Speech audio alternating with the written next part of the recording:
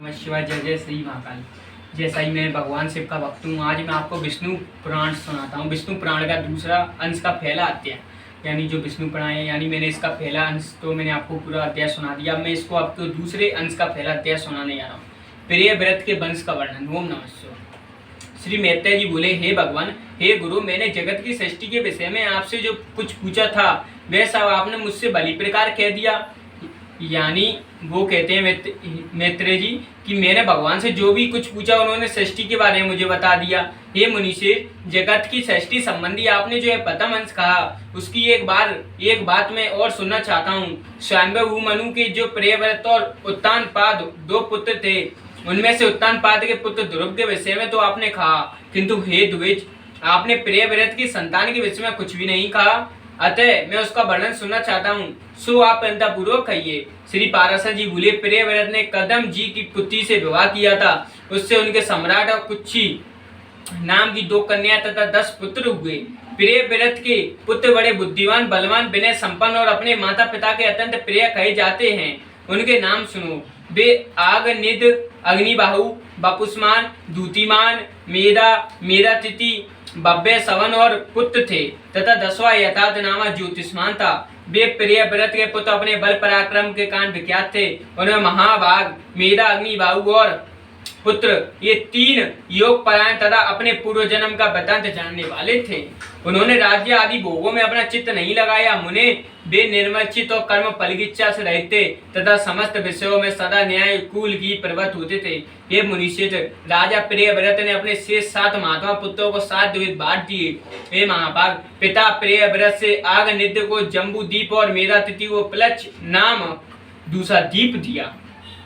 उन्होंने साल्म द्वीप में बपुष्मान को अभिषिक्त किया, ज्योतिमान को कुश द्वीप का राजा बनाया, दूतिमान को क्रोची द्वीप के शासन पर नियुक्त किया, बब्बे को प्रियव्रत ने शाक द्वीप का स्वामी बनाया और सवन को पुष्कर द्वीप का अधिपति बनाया।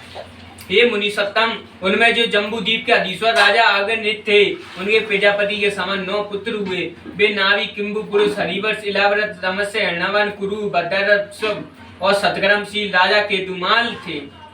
हे विप्र, अब उनके जम्बूद्वीप के विभाग सुनो। पिता आगनीत ने दक्षिण की ओर का इम्बर्स, जिसे अब भारतवर्ष कहते हैं, नाभि को दिया। इसी प्रकार किंबु पुरुष को हेमकुटवर्ष तथा हरिवर्ष को तीसरा नैद वर्ष दिया, जिसके मध्य में मेरु पर्वत है। वह इलाव्रत वर्ष उन्होंने इलाव्रत को दिया तथा नीलाचल से लगा हुआ वर्ष रमेय को दिया।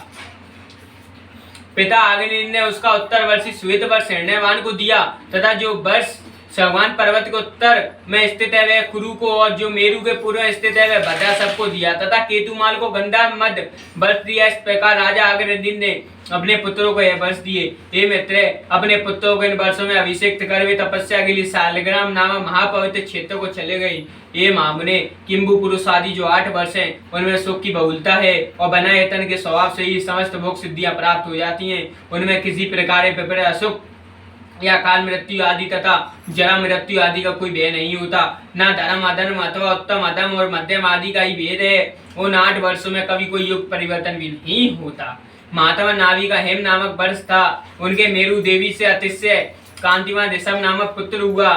ऋषभ जी ने भरत का जन्म हुआ, जो उनके 100 पुत्र में सबसे बड़े थे। महाभाग प्रतिपति ऋषभवेद जी धर्म पूर्ण राज्य शासन तथा विविध यज्ञों का अनुष्ठान करके अनंतर अपने वीर पुत्र भरत को राज्य अधिकार सौंपकर तपस्या के लिए पुले आश्रम को चले गए। महाराज ऋषभ ने वहां भी वानप्रस्थ आश्रम की विधि से रहते हुए निश्चय पूर्वक तपस्या की तथा नियमानुकूल यज्ञ अनुष्ठान किए। वे तपस्या एकांत सूख कर अत्यंत कैसे सो गए और उनके शरीर की सराएं रक्त वाहिनी नारियां दिखाई देने लगी। अंत में अपने मुख में एक पत्थर की बटिया रखकर उन्होंने नागावस्था में महाप्रस्थान किया। पिता ऋषभ देव जी ने बन जाते समय अपना राज्य भरत जी को दे दिया।